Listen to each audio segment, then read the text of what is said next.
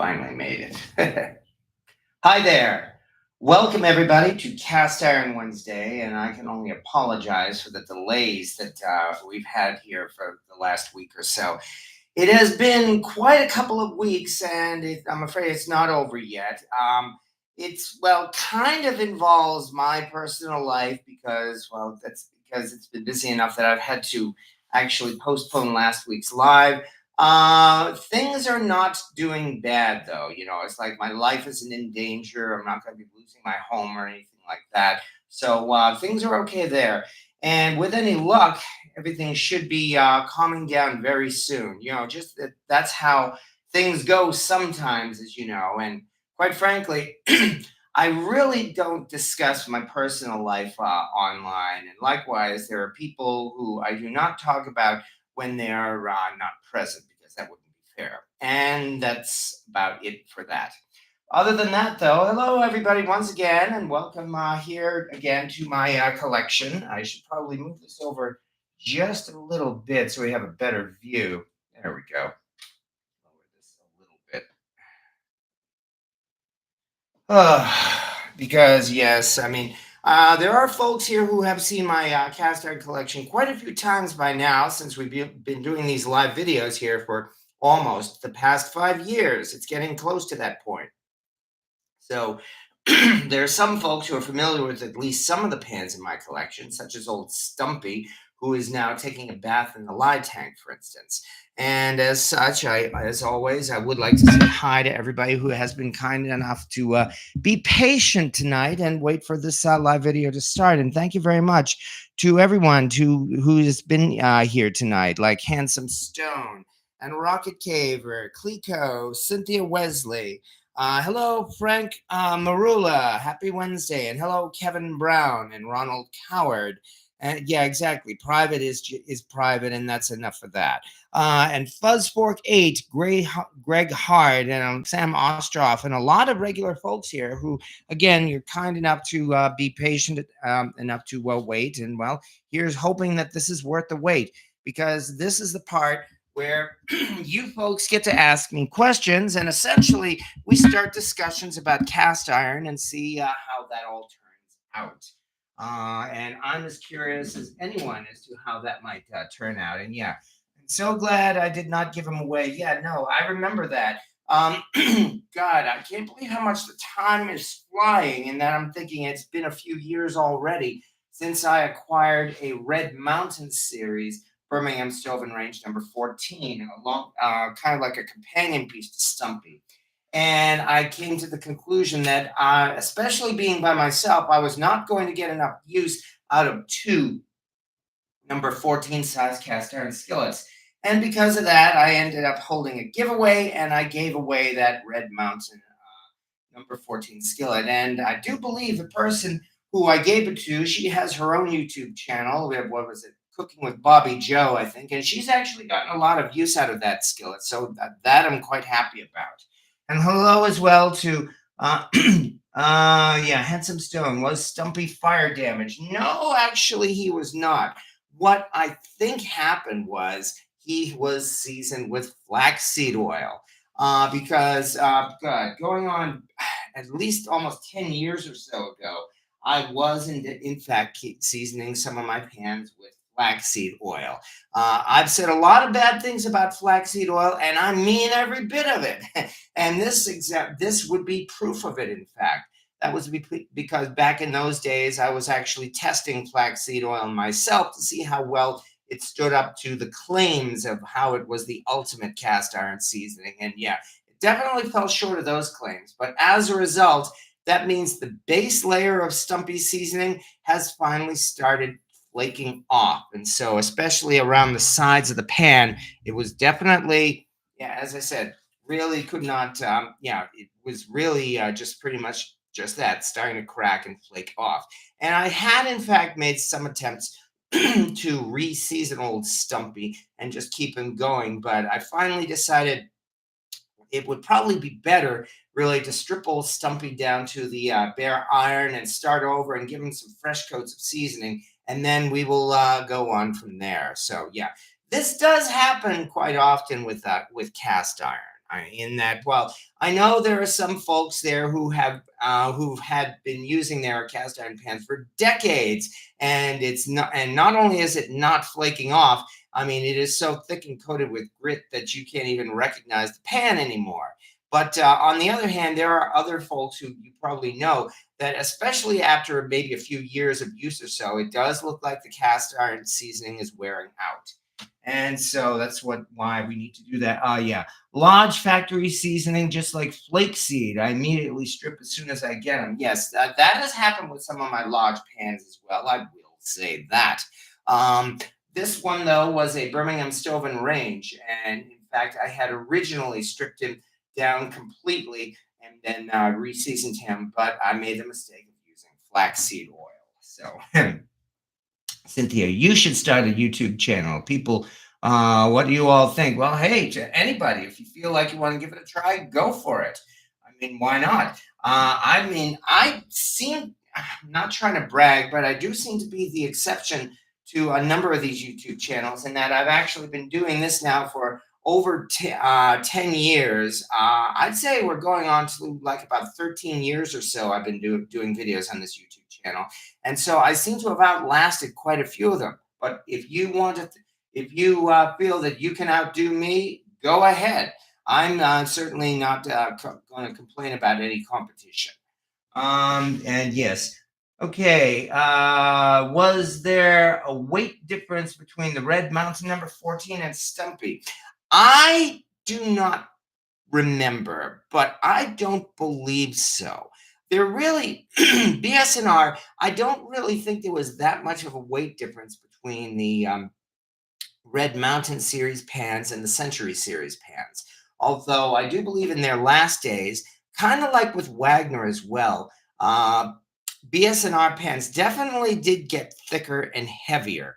And again, that the same thing happened with Wagner. I mean, for instance, I do have a couple of pans that I could compare right now in that I could easily dig out. Here we are. Like, for instance, here is a Century Cookware Series number 5 skillet. Here, let me give you a close-up of this. It has the famous number 5, what's the size anyway? 8.5-inch mark on it. It does not have a made in USA mark, but that does not guarantee that it was made before 1967 and 1968 when they started putting their made in USA marks on their pans. Because with BSNR, as I found out, they did not mark every single one of their pans with made in USA. There were quite a few of them that they did unmarked. So this could go anywhere from the 1960s to, well, maybe even the 1980s or so. But the point is that this is a Century Series pan. On the other hand, I think I will dig out a much earlier BSNR.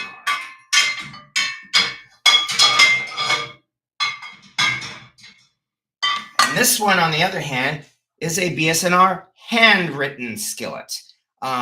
Which was in fact a Brimfield find, and so I'm quite happy to own this one.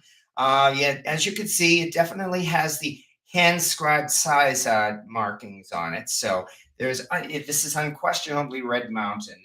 There's not going to be any arguments over whether this is a Red Mountain and versus a Century Cookware Series. And yes, it is true. It does, in fact, have very large ears. Let me move the microphone over a little closer, in fact, to my video here, so that you can hear me better.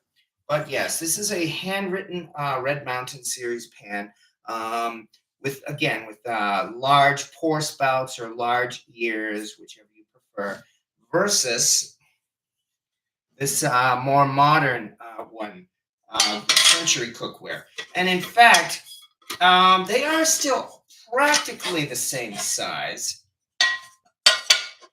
In that, if I put the Red Mountain into the Century, it does look like it fits a little bit better than the other way around. And I suppose, okay, one thing we could do is actually try to compare the edge as well.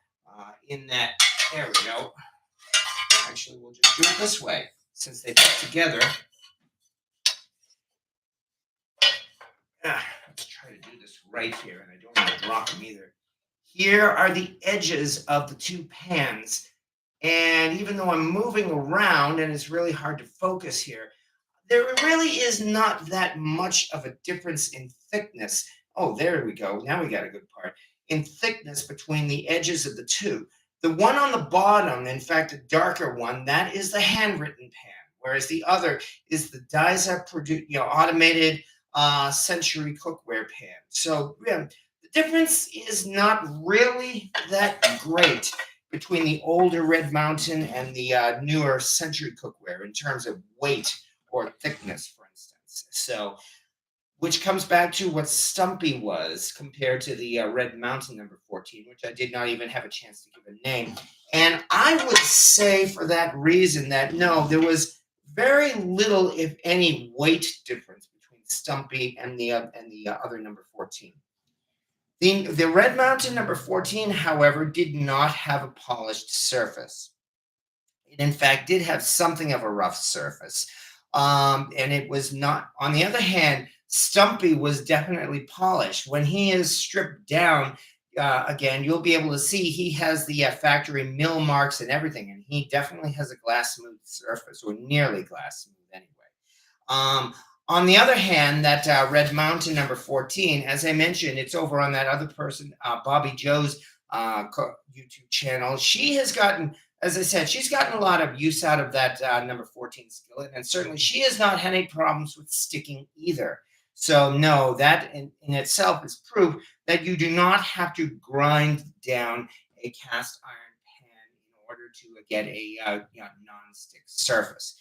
The advantages of a polished surface versus a rougher surface pan are twofold. One, yes, there is a very, very slight difference in regards to it being nonstick. I mean, especially after the two are seasoned, the difference is practically non-existent. The other is the polished surface definitely feels better. There is really no way around that. I mean, yes, it is definitely, it feels much, much better to cook in something nice and smooth, whether it's a vintage Griswold or even a modern day Stargazer or Field skillet. I mean, they do feel nicer. But as I said, I love cooking in my Lodge cast iron pans as well, and I certainly do not have any problem with that. Okay, did some of those BSNRs have a rough surface like a modern Lodge? Yes, they did. In fact, there we go. If you look on the, there are original BSNR catalogs available on Facebook groups and on some websites where you can actually see the factory catalogs that they send out to retailers and the like. And they specifically, even in their older Red Mountain days, they specifically had two types of skillets. One that was polished, as they call it, and the other that was, I think it was just simply normal. You know, they didn't call it rough, of course. But yes, you actually did pay a slightly higher price for the polished surface BSNR skillets. So the answer to your question is definitely yes. Or take a wire wheel to it. Yeah, I know, Greg Hart. Obviously, you're commenting on that little video, that short video that I posted just the other day, or was it yesterday morning? To be fair, that particular person, I mean, she is not, and she doesn't claim to be a cast iron expert. She is more interested in using that pan as a user. And well, really, it's her cast iron, and she can do whatever she wants with it. So even though, yes, I really wish she had not taken the wire wheel to that vintage Wagner number 12 skillet, she's still going to be able to use it just fine, and she's going to probably be able to cook with that for the rest of her life. I mean, it's only that, I mean, obviously the collector value of that Wagner number 12 is greatly decreased. I did a short, yeah, exactly, Greg Hart. That's what we're talking about. Rough skillets seem to attract shards of cloth towels. That is true, yes. I mean, the rough surface, obviously, because I mean they can catch the seasoning much easier, but that does also mean that they tend to shred your your towels more often. So how to make one worthless? Well, worthless in some ways. Again, she is still going to be able to cook with that. Um, had no idea rough was an option. Yeah, as I said, actually take a look at the actual catalog and you will see it for yourself. Here's the part where you can say, do your research. However, I will point you in the direction of where to do your research, and not just say do your research. And as I said, on the Facebook groups for cast iron, especially the BSNR Facebook groups, you in the files section, you will be able to download copies of the original BSNR catalogs, and there you will indeed be able to see it for yourself. And hello, Val's Black Cats Rule. I'm sorry for the trouble about the chat. Unfortunately, I was still delayed about 20 minutes anyway. I tried to get here as fast as I could. It's only that, well, as I said, I was unfortunately delayed, although it was for a good cause. I mean, again, delivering two babies was, I guess you could say that was certainly a good cause. So I prefer the bumpy surface of a modern lodge. Definitely do not polish a newer lodge. Older pans, though, smooth through a machine with a surface that allowed seasoning to adhere. I learned the hard way. Yes, that is also true, too. I believe, in fact, my friend Jeff Rogers, everybody remembers Jeff or knows Jeff Rogers, the culinary fanatic. In the early days of our cast iron hobby, when we were both newbies to this, we're talking like maybe 10 to 15 years or so ago, Jeff did indeed polish some of his skillets with a wire wheel. And he even got down to what he thought was a decent way to grind down a skillet, in that he found that if you ground it down to 80 grain, he felt that it gave a proper smooth surface that could still adhere to the iron, that could still cause the seasoning to adhere to the iron. In fact, he gave me one of those polished lodge skillets as a gift. It was a lodge chef skillet, in fact, and I used it, and I had a lot of fun using it. And yet, the seasoning did still tend to come off in certain areas of that pan and not all over. So yes, even that did tend to just that. I shouldn't say ruin, but it definitely had an effect on that lodge chef skillet. I had since given away that lodge chef skillet, and I did inform Jeff of that as well, and he said that was perfectly fine. At the moment, my chef skillet is, in fact, another lodge. Specifically, it's a lodge Blacklock, which I have not polished. I am indeed using it in the original way it was cast.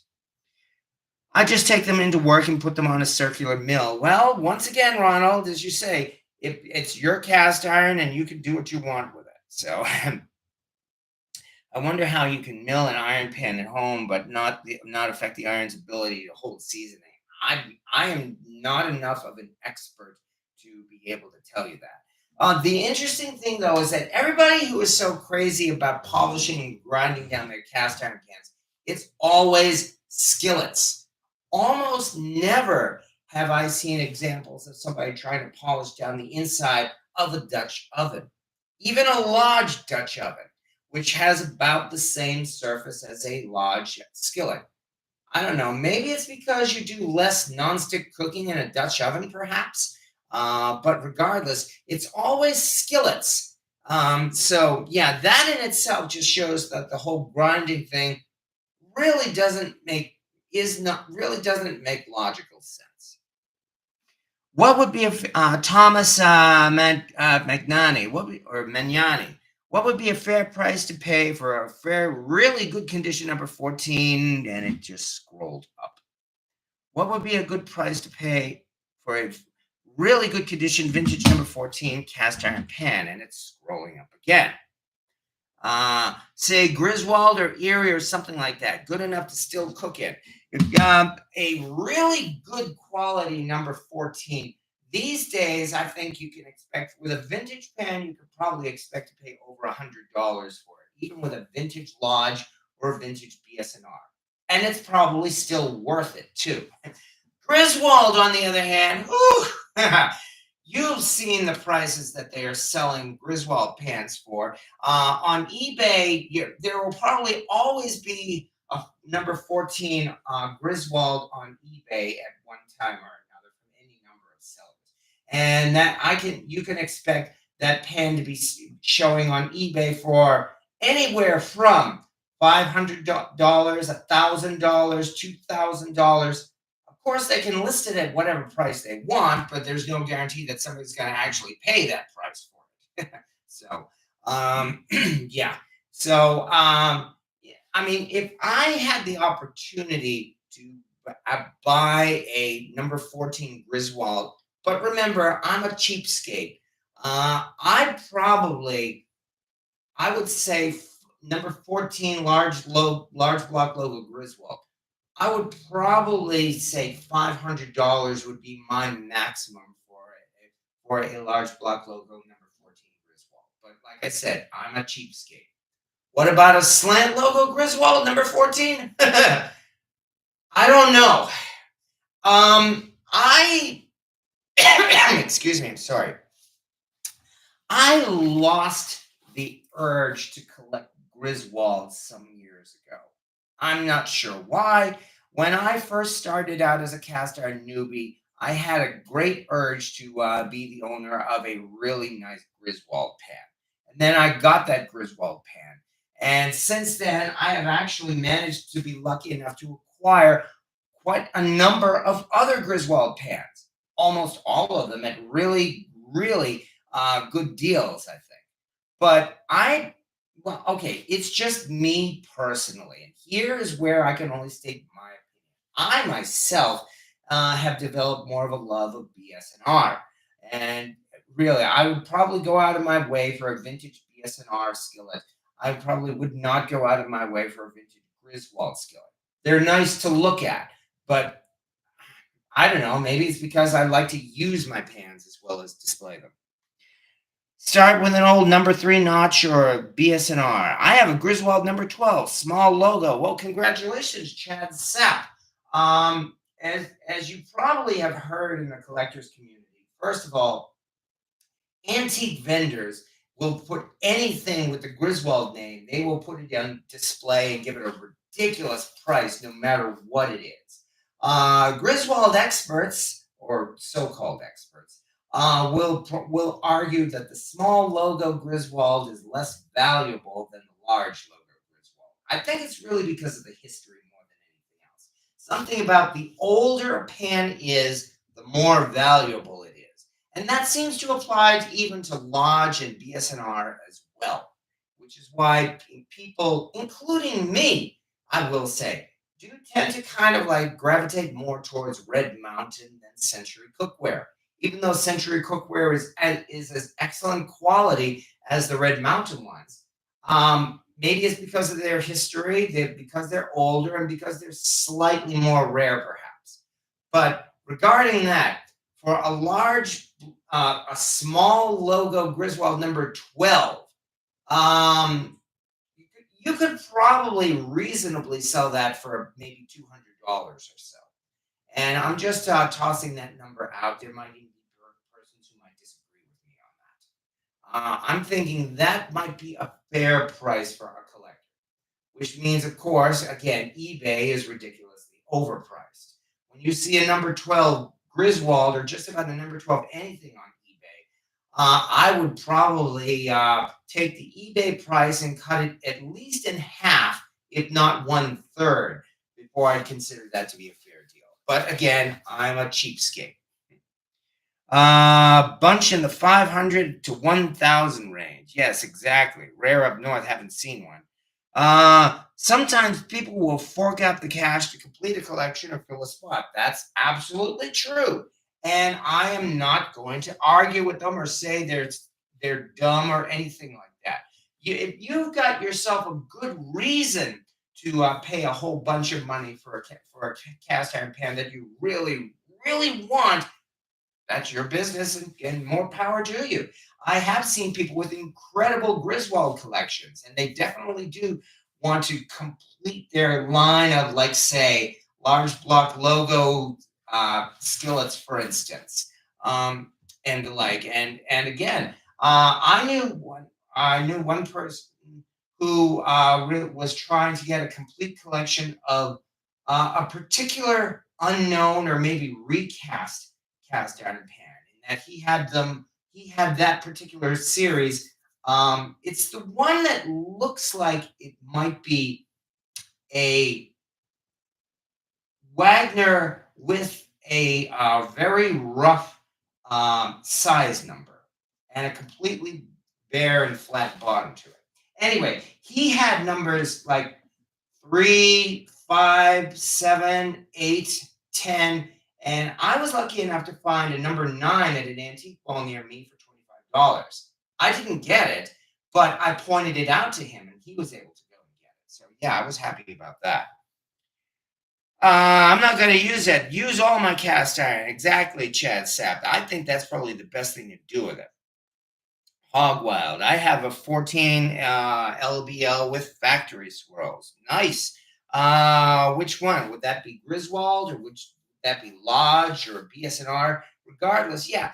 Factory swirls. You know, the factory swirls, I think it's really more for the aesthetic value.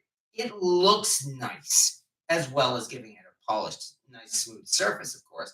But yeah, I think the factory swirls are very attractive even though it wasn't meant to be. They didn't really try to give it that kind of thing to make a pan look better.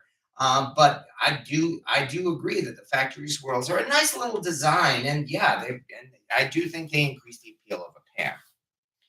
Buzz 4K. When any skillet gets over $100, my wallet goes into hiding. For the most part, I will say the same thing. I'm trying to think of the last time I was actually seriously tempted to spend $100 on a cast iron pan. I think it was last year when I came across a vintage bunt pan at an antique mall with $100 price. I was indeed seriously tempted then, but decided against it because I have two cast iron bunt pans already. If it was not the standard bunt design, I don't know. Maybe I might have gotten it. Okay. A lot of times they warp when hot because the ore mixes off. Too much of one thing, not enough of another. Well, there is that risk as well. And in fact, that is one thing, is that just about every large BSNR pan I've seen of number 10 size or greater has been a spinner. I regret having to say that, but that's almost always the case that I've seen. I don't think I've ever seen a flat BSR number 12 or number 14. Stumpy is a spinner. So was that Red Mountain that I acquired and then gave away. I also have a number 10 Century Series BSNR skillet, and that's still a spinner as well. And I still use them. I really don't have. I'm not afraid to use them nonetheless. So. Lancaster are great pans, copies of 1920s Wagner. Nice. Eric Fielding, my 12-inch Lodge carbon steel is a reverse spinner. It bends up a little in the middle. And yeah, so does my Solid Technics skillet. That big skillet that I have that was actually made in Australia. It's a reverse spinner too. So yeah, I have seen that happen. Yes. Okay, yeah. Even though it's a little difficult to take out, I think I'll bring that one out. And I know you folks have seen this one before.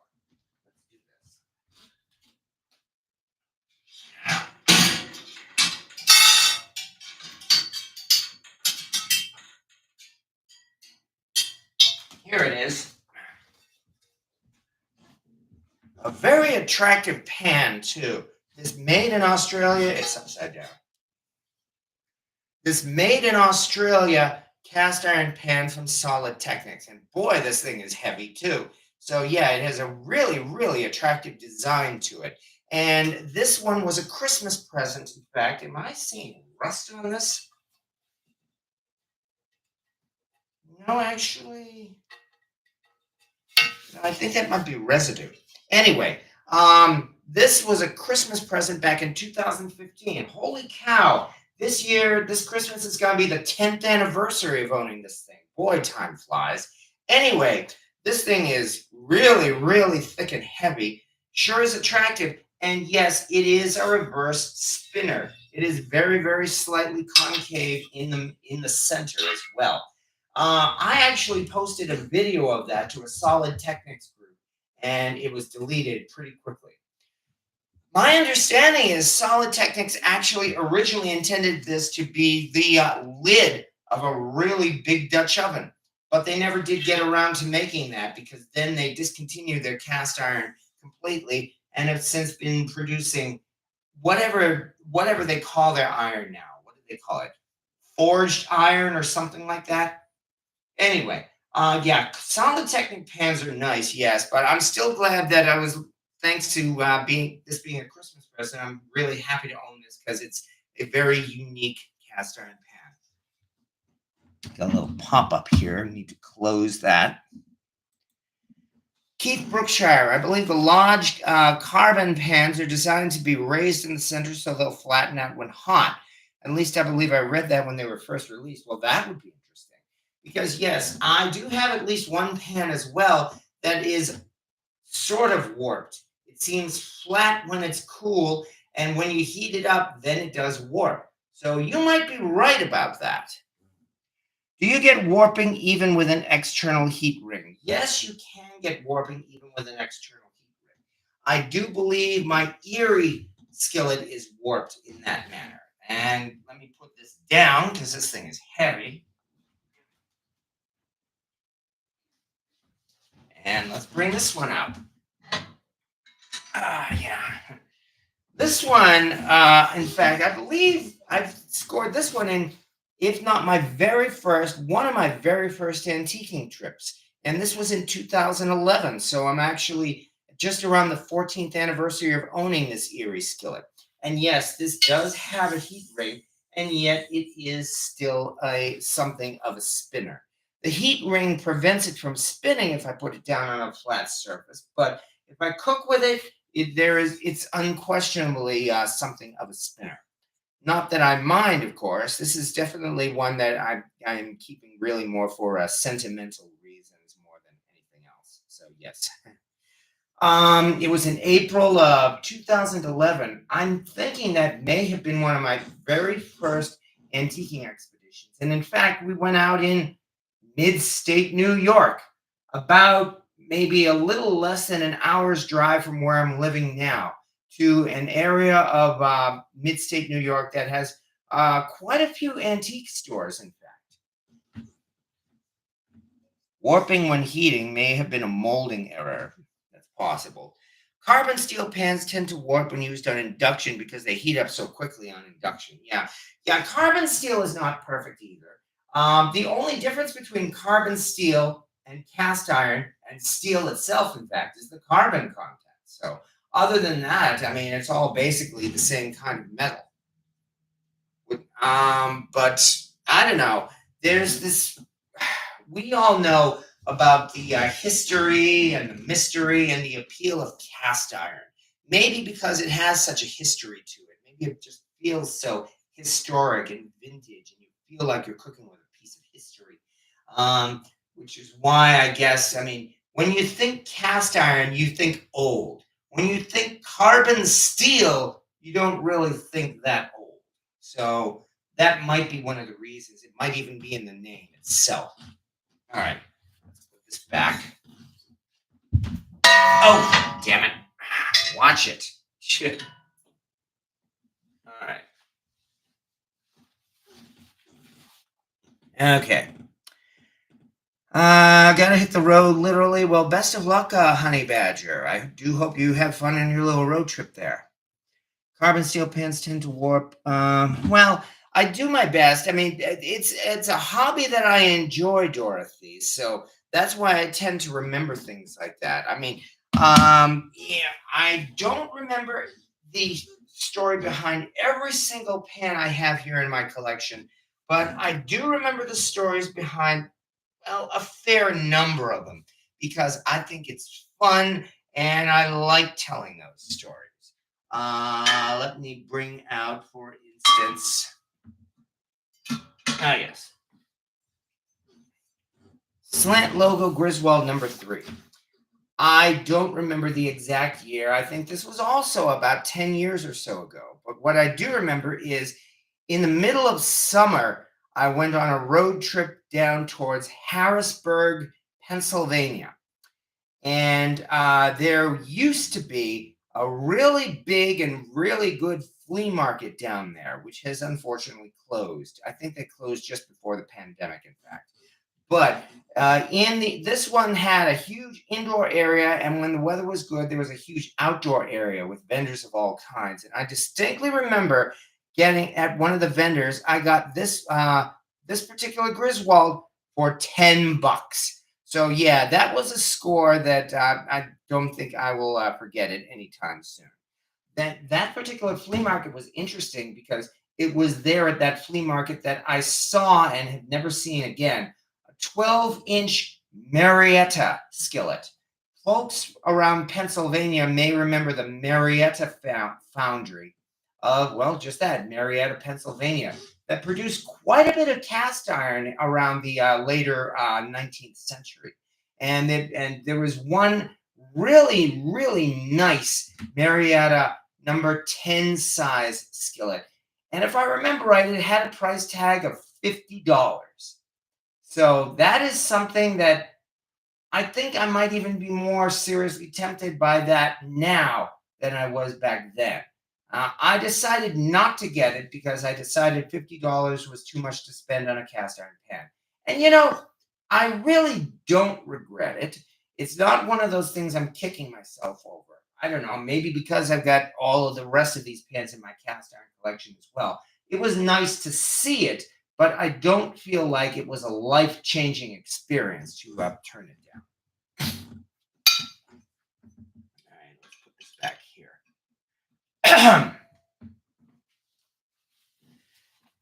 If you remember where you got 90% of your pans and you own a collection like this, you might have cast ironitis.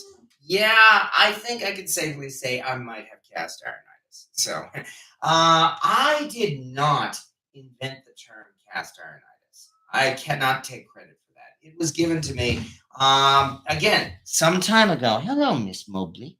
Hello.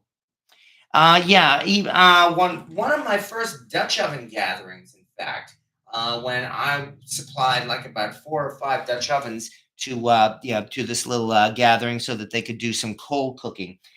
We were talking about it, and I was talking about how excited I was to acquire all this cast iron, and that's when they said to me, "Oh, you've got it. You've got cast ironitis," and that was when I first heard the term cast ironitis. I have since gone on, yes, to make a few videos about cast ironitis. But as I said, I cannot claim to have invented the term cast ironitis. I'm simply afflicted by it. There you go, Miss Mobley. There you are. That's Miss Mobley. Okay. How's it going, brother? Hello, Smashing in Texas. Nice to see you. Keith Brookshire, what is the one that got away? The one you regret not buying? Only about 3 years ago, when I first moved here to New York, I went out on one of my first times going out to a flea market here in the Binghamton area. That is one of the best flea markets around. And that particular morning, I came across a BSNR 10 chef skillet. And I didn't have any cash on me. So I had to get in my car, drive a quarter mile or more down the road to a Dollar General, take out money, and then head back to the flea market. And of course, the pan was gone. So yes, it did indeed slip out of my fingers. So that is certainly one example of one that got away. I certainly will not deny that. Most of us regret not getting into cast iron collecting much earlier. That is certainly true too. Miss Mobley wants attention. Okay, we made a big loop. Hitch up with Corey. BSR chef. Yes, exactly. So, as I mentioned, there you are. My current chef skillet is a large black lock. If I were to acquire a BSNR chef skillet, I'm not sure what I would do with the black log, but I'll figure it out if I ever manage to acquire one of those one of these days. All right. If you can remember, I'm just going through the comments here. Induction and smaller glass burners really problematic in this regard. Yes, exactly. Good riddance. Yes, I learned the hard way as well about using cast iron on an electric stovetop. It works great on an electric stovetop. Unfortunately, the electric stovetop may actually be too hot for it. This is why if you have an electric stovetop, and many people do these days, do not blast it at maximum heat when you are cooking in cast iron. You really only need to heat up your burner, whether it's electric or gas, only to maybe about halfway or so. With an electric stove in particular, the electric coils can get hot enough to warp a cast iron pan over time, and not much time either. Holy, really? It's like she wants attention now more than I think I've ever seen her happen in quite a while. Okay, still going here. I don't let nothing slide. I grab and go. If I leave because it's too costly, I don't regret it. Yes, that's a good way. That's a good way to do it, Cynthia. That's for sure. Why go to a flea market with no cash? Well, I wasn't expecting to find anything that morning. That was my mistake because at flea markets, as you know, you never know when you're going to come across something interesting. I mean, just a couple of weeks ago, as I mentioned, I took a trip to a flea market I had never been to before, just south of Poughkeepsie, New York. And even though the cast iron pickings were slim there, I saw two items that I was lucky enough to be able to grab at quite a bargain as well. I think I pointed them out just the other week as well. That was a large block logo, Griswold number 8, no less. And I paid $8 for it. And then there was the John Wright, I called it the Cathedral, but I was wrong. It was the John Wright Chateau baking mold. So, yeah. And yet, as I said, this flea market had pretty slim cast iron pickings. This was not the type of place where you would expect to find something really, really good. Fortunately, I did have some money on me at that time, and so it did not slip through my fingers. 12-inch Marietta, big bucks. I don't doubt it. Lando Calrissian, I think preventing warping is a matter of slowly heating the pan all the way through the material prior to using high heat. Yes, exactly. Impatience causes warping. Yes, it does. That's why I have long since gotten into the habit of heating up my cast iron at medium on the stove for usually about 10 minutes or so, in fact. And that is the point where it gets to roughly around 500 degrees. And that's when I know it's ready to do some searing, whether you're cooking a steak or pork chops or something similar to that. There she is.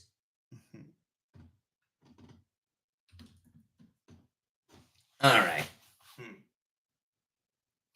When Cynthia leaves her money behind, she wears a longer coat to hide stuff in. Gee, it's almost as if you know her.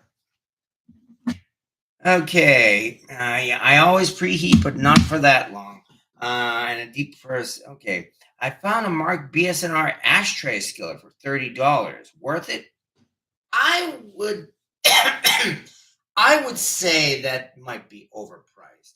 Um, I mean, the really the attraction of ashtray skillets is the collector's value. And yes, you can cook with them. I have cooked with ashtray skillets, in fact. But really, I guess it's the nostalgia appeal more than anything else.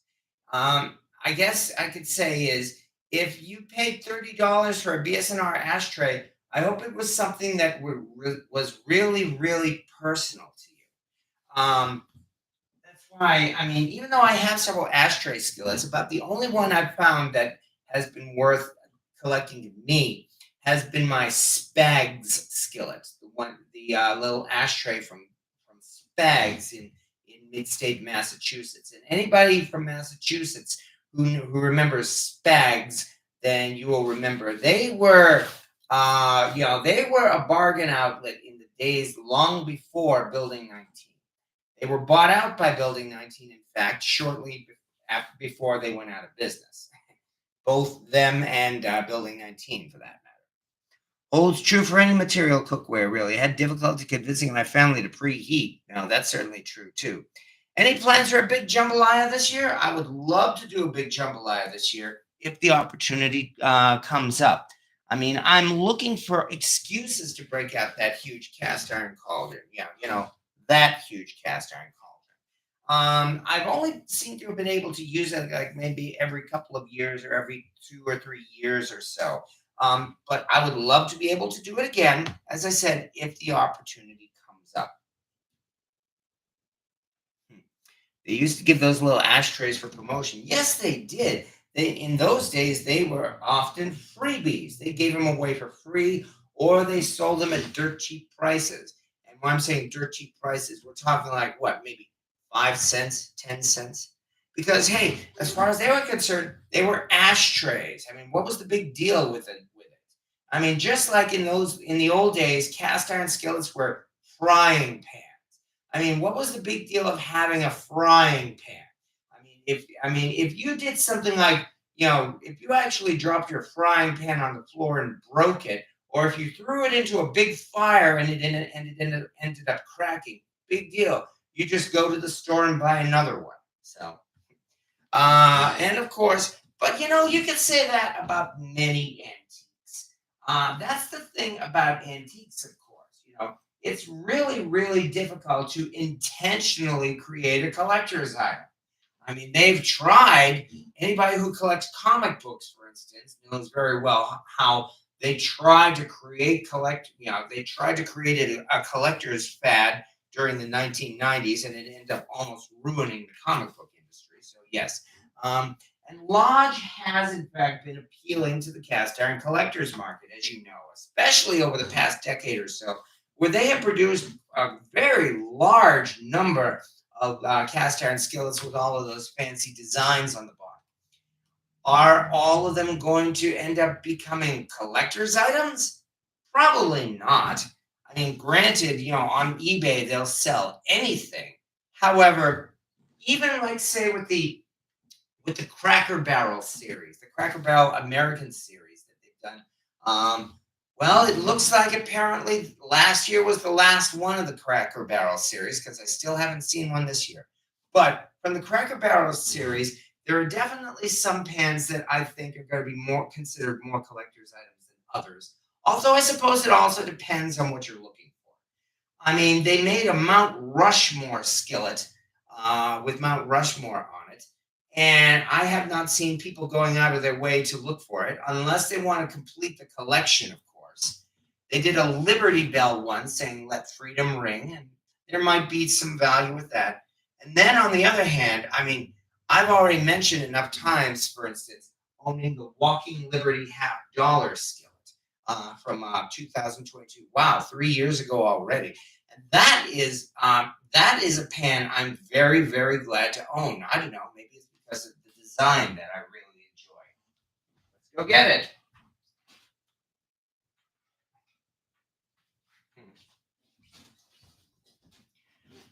Of the Cracker Barrel pans that I own, I think this is the one I am most proud to own. One that I'm certainly never going to get rid of. As I said, besides the fact that this is a really, really beautiful design, it also has personal value to me because it reminds me of my mom. Because my mom, back in the 70s when we were collecting coins, the Walking Liberty half dollar, my mom considered it one of her favorite coins to collect. So this actually does have personal value to me. It reminds me of mom. So this is one that I would definitely am never going to get rid of. And furthermore, I saw this particular pan selling on eBay just the other day with a price of $229. So maybe there might indeed be a collector's market for some of these pans. Who knows?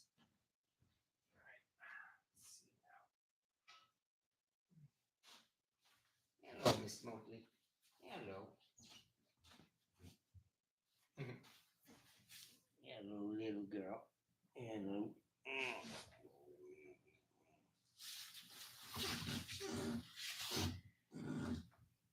Okay, how about Brunswick stew in the chicken? Oh, that sounds good. I haven't made Brunswick stew in a while yet. I got hooked on logo skillets. The bottoms sports something interesting. Well, there is that, yes.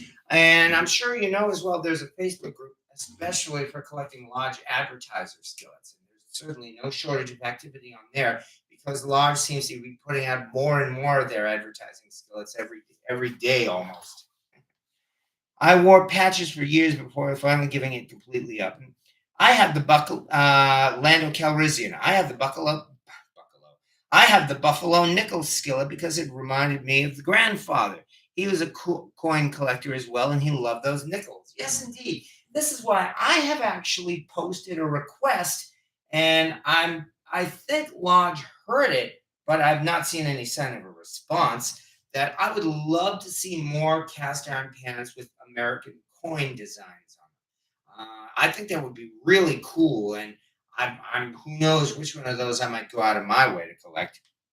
Today, I cleaned out all of our outside cooking gear for summer. Yeah, we are getting close to that point, Cynthia.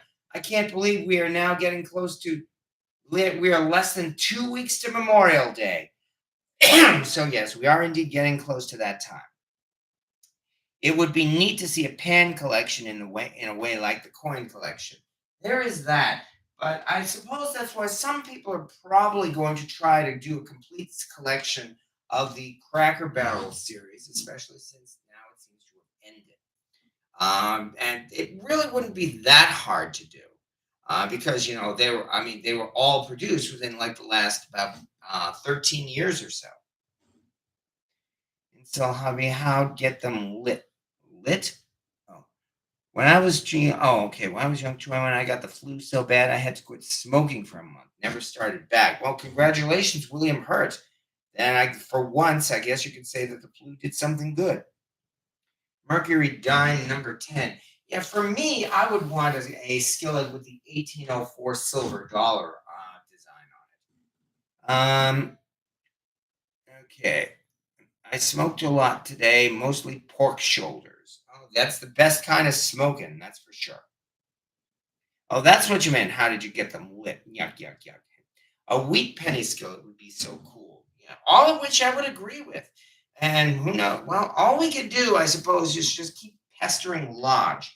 Because, it was because of all of us, everybody here, and many, many more, pestering Lodge that got them to bring back the bunt pan for their Legacy series. And then a few years later, because we kept pestering Lodge, they brought it back again. So, yes, I mean, I guess if nothing else, that if you complain, or actually, I shouldn't say complain, if you keep saying it again and again, Lodge will listen. So maybe we will get more American coin skillets. Morgan dollar pan, Mercury dime, gold eagle, peace dollar, all of which look really nice. Yes, I would indeed like to see all of those. Fruit wood is so yummy for smoking, and here I could only agree with you on that. We are indeed getting into time of year to do some good smoking. All right, what do we have here? Our 250-year USA celebration is coming up, and Lodge will make something special. Yeah, that is certainly true, Larry Perkins. Um, I'm not going to get into that. Anyway, other than that, pennies in number 3, nickels in number 5. Yes, you could certainly do that. There would be that would actually I wouldn't see any problem with that. I got hooked on logo skillets. I use one of those ashtray pans to store Crisco for seasoning next to my stove. And why not? I mean, heck, I have a tiny little miniature Dutch oven that I got from Aldi, in fact. Um, Maybe about a cup in size or so. And I use that for storing Crisco by my oven. I only use that Crisco for seasoning or greasing my pans, too. I don't cook with that stuff. All right. Hang on with this. We need more cats on large skillets. Oh yeah, I wouldn't disagree with that either. I mean, heck, why not? They've already done other animals with their wildlife series. I wouldn't mind seeing a cat cast iron pan, or as people often call it, a cat iron pan. Chad Sapp. I'm cooking a hamburger in my O'Brien Dutch oven right now. Oh, yeah, I'm hoping that turned out well. I use one of those ashtray pans to store Crisco. No, we said that part already. Holds true for any material. Okay. I'm just checking to make sure I haven't missed anything. If I missed any questions, please repeat them because I just want to be sure I didn't overlook anything. Um, and from there, 1904 silver dollar skillet would be awesome. Well, I guess, uh, was there was there something special about a 1904 silver dollar? I know the 1804 silver dollar was special. And then there came the peace dollar, which I think was 1921, but I don't remember 1904. Somebody asked about your keto diet. I am at about the point where I think I'm going to be giving up the carnivore diet, largely because when I started the carnivore diet, I did drop like about 5 pounds in only 1 week or so. And then I leveled off, and I've been the same for about the past month. I'm still over 200 pounds a month later. And I'd like to think I have not gone overboard for it, but for whatever reason, it has just simply leveled off. And I haven't seen a sign of it. And I know you're supposed to be on this diet for a while, but I would think that after a month, you would see a little bit more progress. So you have to be patient. All right. Well, all I can do is keep on going. But I mean, yeah. Oh, yeah. 1804. Yes, exactly. So who's to say? I mean, if nothing else, I will say I have dropped one belt notch. There's no denying that. So, if nothing else, this diet has, I don't know what you call it, kind of like helping to get rid of some body fat. But as I said, I mean, anyway, okay.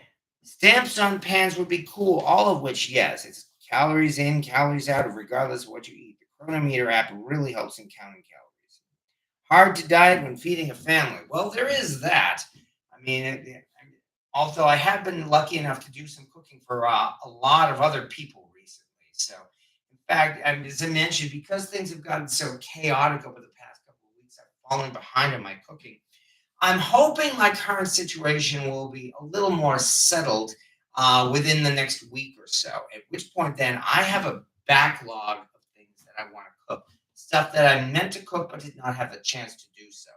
For instance, on Mother's Day, I wanted to make my family pasta sauce, and I'm still going to do that. I wanted to make chicken in memory of mom, and I'm still going to do that. They have been pestering me to make them more banana bread, so I have to do that.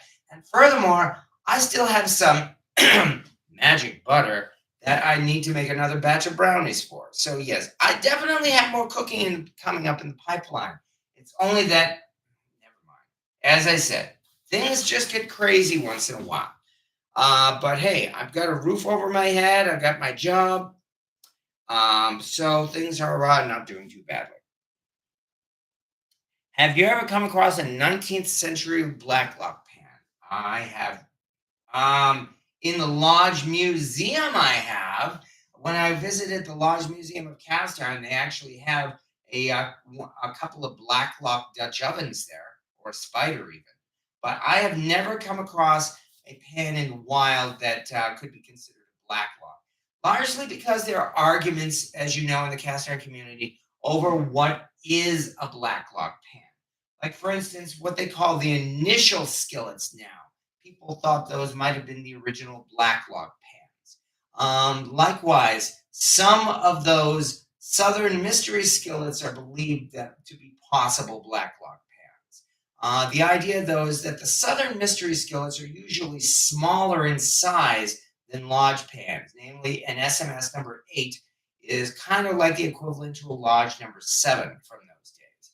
And the argument goes that if it actually fits a large lid, then it might indeed be a black log.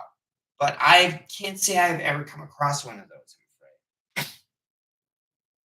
I started walking at the end of the day, not too far, but it trimmed me up. Well, all of that is certainly true, JR finishes. Um, yeah, I got to keep peace in this valley. Yeah, walking is underrated for fitness. I love walking, and I certainly don't have any argument against that. You think yours is lodge or black lock, William? Um, if we don't know, I suppose it's probably safer to suggest it's more likely lodge, largely because, well, again, nobody knows what the real black locks look like. So there is absolutely no way we'll ever be able to confirm if it is a black lock. And that's just how it goes. Bunny chow, yes, I definitely need to make more bunny chow. Not to argue with that either. All right. Okay, give them soup beans every day. And still going on here. Let me see. Brunswick stew, buffalo nickel skillet.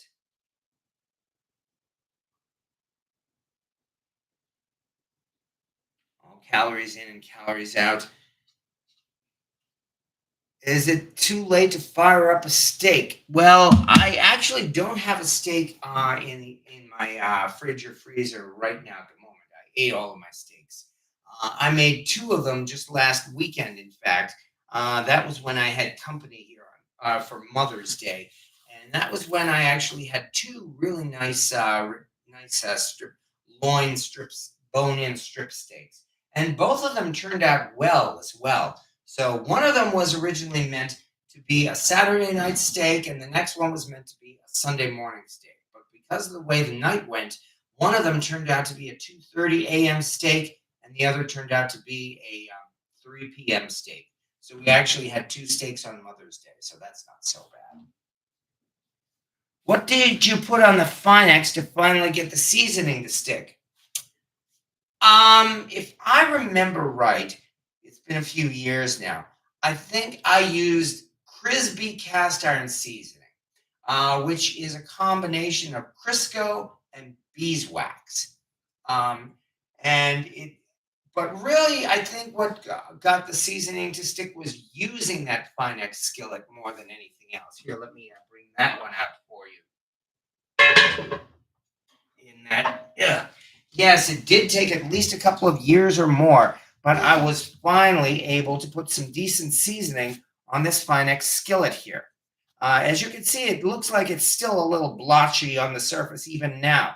However, it's definitely this is definitely seasoned, and it does very well. And if I'm going to cook a steak, the first pan I will reach for is this Finex skillet, which is also may very well be one of the heaviest cast iron pans in my collection. Oh yeah, and I'm quite happy about that. Also, last Christmas was the 10th anniversary uh, of this. I can't believe how long I've been in this hobby already.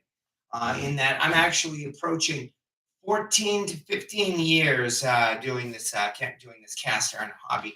And so I'm actually at the point where I'm now beginning to celebrate the 10th anniversary of quite a few of my cast iron pans, like that Finex skillet. Um, I've had the Poiki here for since 2012, so we're talking 13 years on this Poiki. Oh man. Going through my collection, as I mentioned enough times, my wok was I've been using it for 14 years. Oh wow, the time really flies, and I really can't see anything like that. How long did it take you to put up all your cast iron away from that time when you showed it all spread out on the floor? Yeah, the two times you mean. You know, the first time when I put a lot, not all of my skillets on the floor, I was surprised that it only took about 20 minutes to put them all back. When the second time, when I put out all my Dutch ovens and all my other pans, it did take longer. I think it took probably close to an hour to get them all back in their safe positions. However, I was taking my time. I wasn't exactly rushing to put them all back. But nonetheless, it did seem to take that long. They are all back at least, as you can see. My rug is indeed. My rug is bare. I don't have any cast iron on my rug anymore. There she is again. Oh yeah, that's the solid Technics that I just took out that I'm gonna have to put back. Over there in the corner is my giveaway pile, and eventually I'm gonna have to find a use for that. I mean, meaning that I'm gonna have to donate those pans at one time or another. In the giveaway pile at the moment, on the left is a Lodge Dutch oven, and on the right is an Asian made 12-inch Dutch oven that I paid 20 bucks for because I was nice and bought it from someone. Um, Over here is I see a Wagner square skillet. There's a BSNR muffin pan, a couple of number threes. So yeah, it looks like I might be at the point where I may very well be able to set up a flea market stand and get rid of those pieces, perhaps. Okay. All right. Do you not have a TV? Looks like you sit on your couch and watch your cast iron. Well, this is more like my living room. Yes, and yes, it's true. I do have a couch over there. This is like where we have gatherings and friends and all that. We sit around and we talk and so on. My TV, on the other hand, is over in the other room, way over there, as you can see. I've got another room there where I have my TV and another couch, and that's where, well, just that we watch TV. I'm not a regular TV watcher. I gave up cable TV back in 2010 when my life really changed radically, and frankly, I have not regretted it for the most part. So I watch movies and stuff still, but I am not the type of person who has the TV running 24/7 just to have something playing in the background. Any Volrath? Right now, I do not have any Volrath cast iron on me. On the other hand, I do have some Volrath utensils in my kitchen. So, some of which I acquired at a flea market, and some of which that I bought, especially as because they were Volrath. I certainly admit that. I mean, in fact, I might as well go get them because why not? Just a second.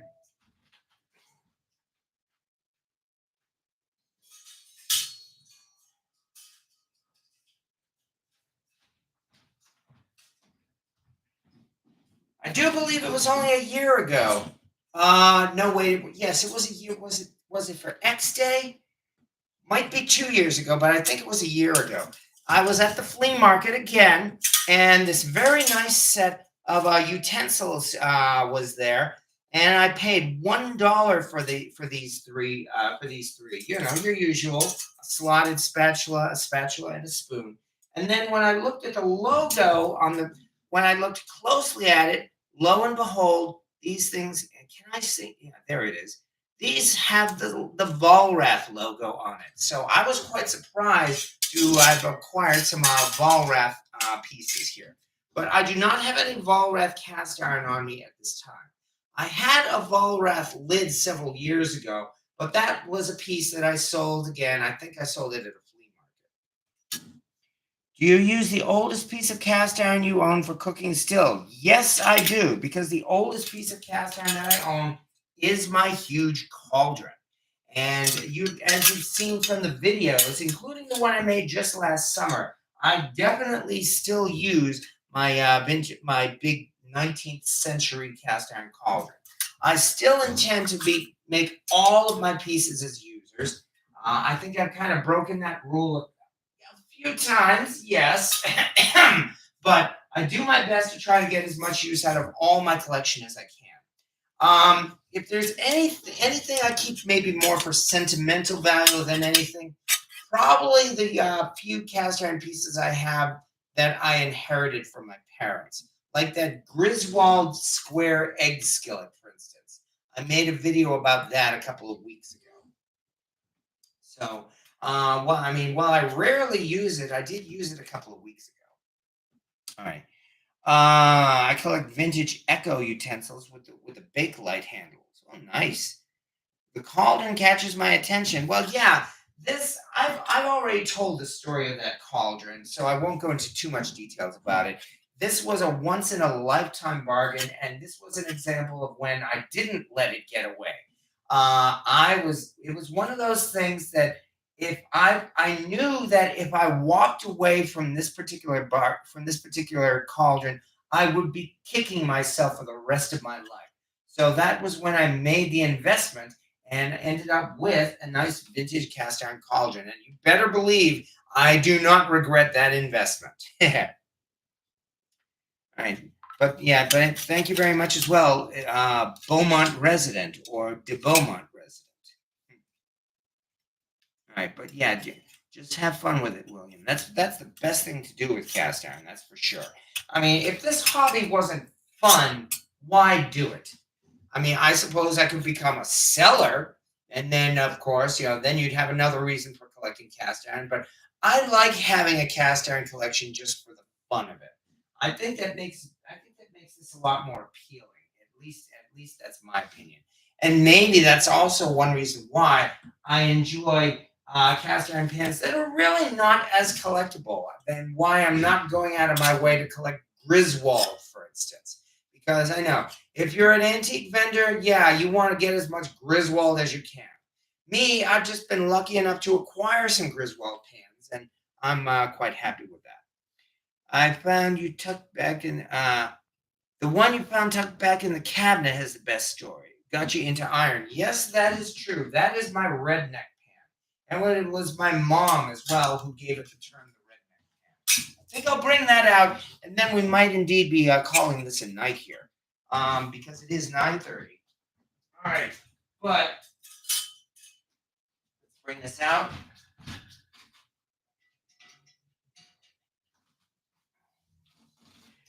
There are many pans in my collection now that I'm actually proud of, but I think this may very well still be one that I'm especially proud of because it was the first cast iron pan I ever owned.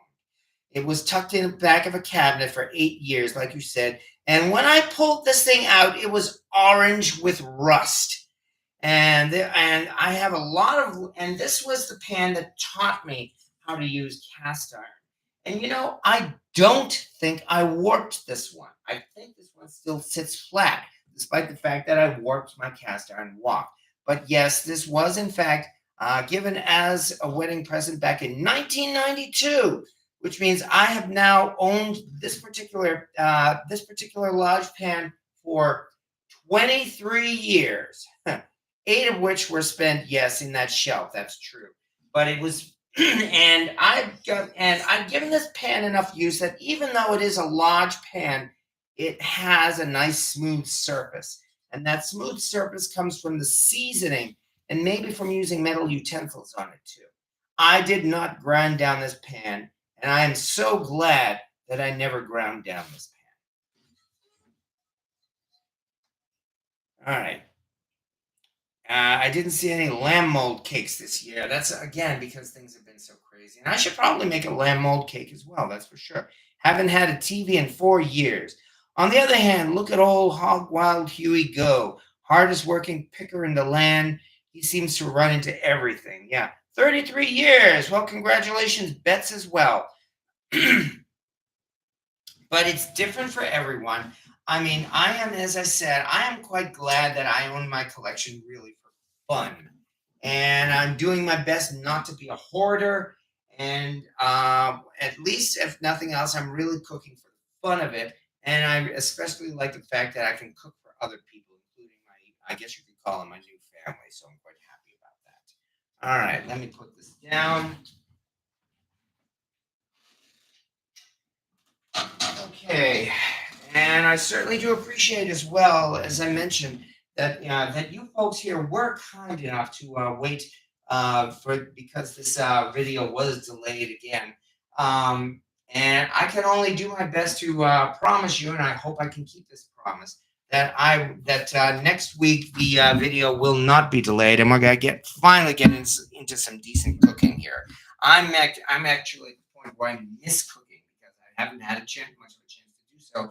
But hopefully by next week, the situation will be much better. And again, I'll be able to spend time having fun with all you folks because it's all you folks here who made these live videos fun. And that's why I was determined to really get out here to at least have one live chat with you. I mean, because again, I missed it last week, and I really hope I don't miss it again.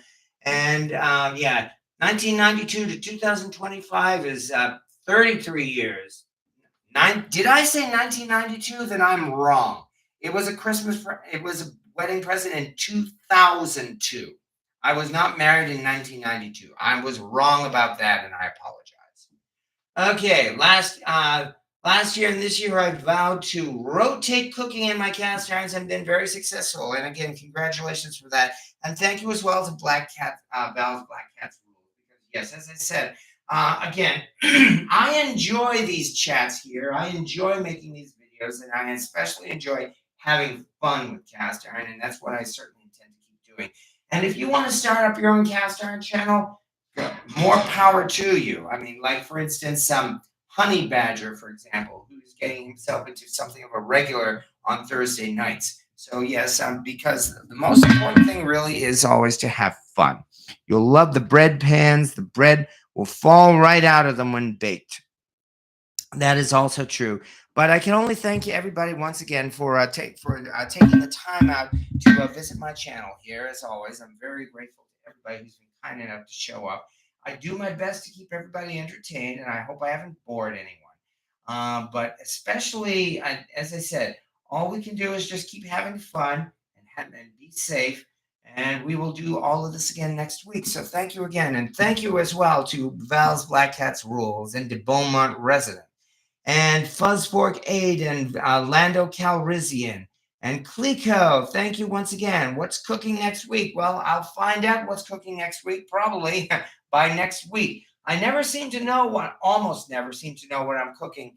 But as I said, I've got a backlog of things that I hope to cook. And so we might as well get started on that. So next week is as good a time as any. And thank you as well to Larry Perkins and Corey Clark and to everybody else who has been kind enough to show up here, and that we still have 50 people watching even now. So thank you so much.